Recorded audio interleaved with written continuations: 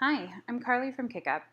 We're a company working with school districts and PD providers nationally to leverage professional learning data towards improving PD and growing educators. I'm really excited to get you started on your post-PD feedback report, which is a tool we know districts have found especially useful given how critical this summer has become to addressing educator learning gaps and preparing for a fall that most likely will include some virtual instruction. During this video, I'm going to aim to cover some quick tips for collecting data, and then, of course, I'm going to walk you through a quick preview of some of the most powerful tools within your report. My focus is on sharing with you what you'll be able to do with the data so that you can invest your team in collecting it. But I'm also going to include a link below this video for a full walkthrough where you can work with our team one-on-one. The really great piece about that is that here I'm really going to dig in on one global view, but if you are interested in sharing this data with your facilitators or other people on your team, you may want to make restrictions to your data or have a link just that allows them to access it without having to use your login. And those are things that we can set up for you during a walkthrough. So to get started, it all starts with collecting your data. You should have received from our team a link to your PD feedback form. It'll look a lot like this one, but you should see your district's logo and you should have a short link that is something like kickup.co/your organization's name. This form is designed to be really short. It should only take 3 to 5 minutes to complete, and it captures this broad feedback so you can compare within your data set. Within the form, you are never going to have to change the link. The link works for all of the events that are included in your trial. And so you can share this link with your event attendees or with your facilitators to use the same form every single time they're completing their feedback. In terms of data collection tips, as I think all professional learning teams are very aware, the end of a session is critical to getting feedback. So make sure that you plan time before your final activity or before you provide any end of session resources to ask people to complete this feedback before they leave the session. Platforms like Canvas can allow you to store the link directly within the course, and I believe even require clicks before allowing people to progress to the next module. Within that, we know that facilitators are the most important people for collecting feedback. So make sure that your team understands the importance of collecting this data, how you're going to use it, and if you're considering sharing with them, that can also be a really great incentive for facilitators to collect feedback because they want to see how their session was perceived by the people who attended. So consider sharing that data. Even if you don't share it directly with facilitators, think about how you can share your takeaways and your visualizations afterwards. We all get asked for feedback every day with surveys, and it can just really, really make a difference to a busy educator or a busy facilitator to know that this data is going to be put to use and to see that feedback loop in real life. So that's it for your form and for collecting. It's pretty simple. Treat it just like you would any other Google form or SurveyMonkey. But where it really gets exciting is once you log into KickUp to see your results. So as soon as you receive a result, within 15 minutes our system will process it and it will appear in your report. So you don't have to do anything on your end. You just log into KickUp.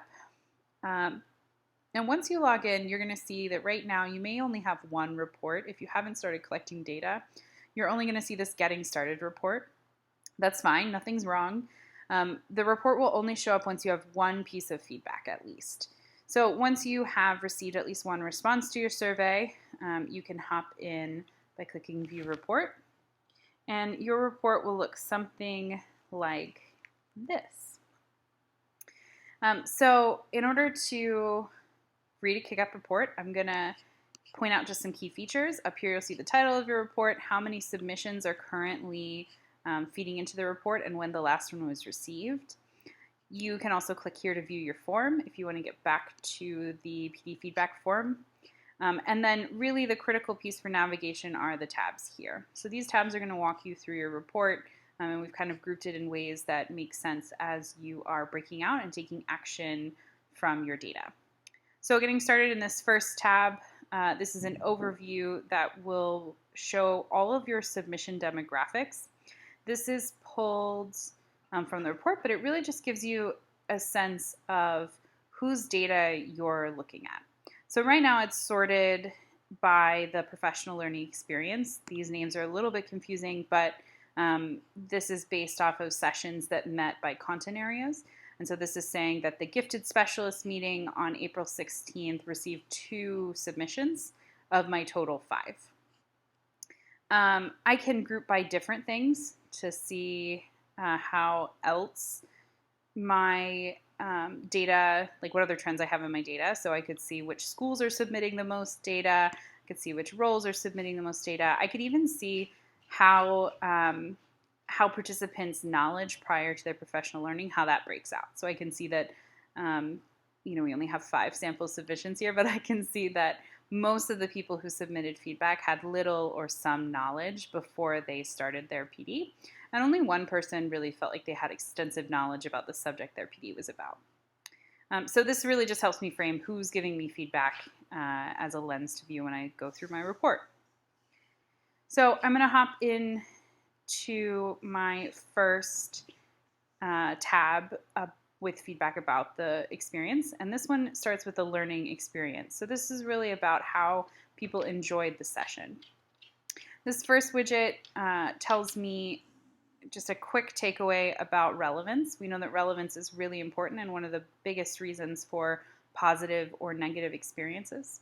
So this is just kind of a quick highlight that tells me that 40% of all of my PL participants indicated that the content, materials, and activities were relevant to their current needs and their roles. And you can see, I can just see a nice pretty breakdown. But if I really, really want to dig in on this, I collected a lot of good data. So I can hop down to a heat map, and I will go out and say that heat maps are my favorite visualizations because they are such powerful tools to really find trends and to dig into your data to understand why and where you're seeing like common experiences. So within this heat map, up here at the top, this is showing me what it's currently grouping by. Right now it's grouping by the sessions themselves. So I can see that overall, the lab classroom cohort 9 had a worse learning experience overall based on PD perception than, for instance, the counseling specialist. So if I hover over it, it will give me the breakdown on my rubric, and I can see that this 2.4 is on a 4-point scale. So I can see also the individual, I can see both the average and I can see the individual breakdown when I hover over. But these are just the aggregated scores, like overall learning experience. If I click here, then I can actually break into those domains that I collected on my form. So I can see purpose, relevance, so on, and kind of drill in to see what specifically was positive or negative about the experience. Within my heat map, I can also use this group by tool to, again, help me find some trends. So I could see based on the school, I could look at the school that the respondent is from to see if people from a certain school are having better or worse experiences overall. I could even filter to see something like professional learning experience. Oops, sorry, clicked the wrong one. Knowledge prior to the PD to see how the experience is comparing based on the amount of knowledge the participant felt they had before they entered the professional learning. I'm going to take it back to what it started off with here, which was grouping it by session. And I want to show you just one more tool that I can use in the heat map, but I can also use for the full report. So this group by really just changes my columns in the heat map. But if I want to filter down to where I'm just looking at a specific context, like maybe I just want to look at the responses from one school, for instance, if I'm like talking to the principal from school 1, let's get some green on here. If I'm talking to the principal from school 1, I can use this filter button to drill down to only responses from school 1. And this allows me to see this heat map as just those responses that I received from that school. So I can still filter here by by the same buckets, but now again, I'm only limiting my data to be from that school. And that does impact the entire report. So now I can look through the full report just at that school, which is really, really great if you are viewing this data with people on your team and you want to really build that context in so that they're only focused on the pieces that matter to them. Before I move on, I want to undo that filter, otherwise I'm going to see only one response data. So I just make sure to undo that filter and then I can move along.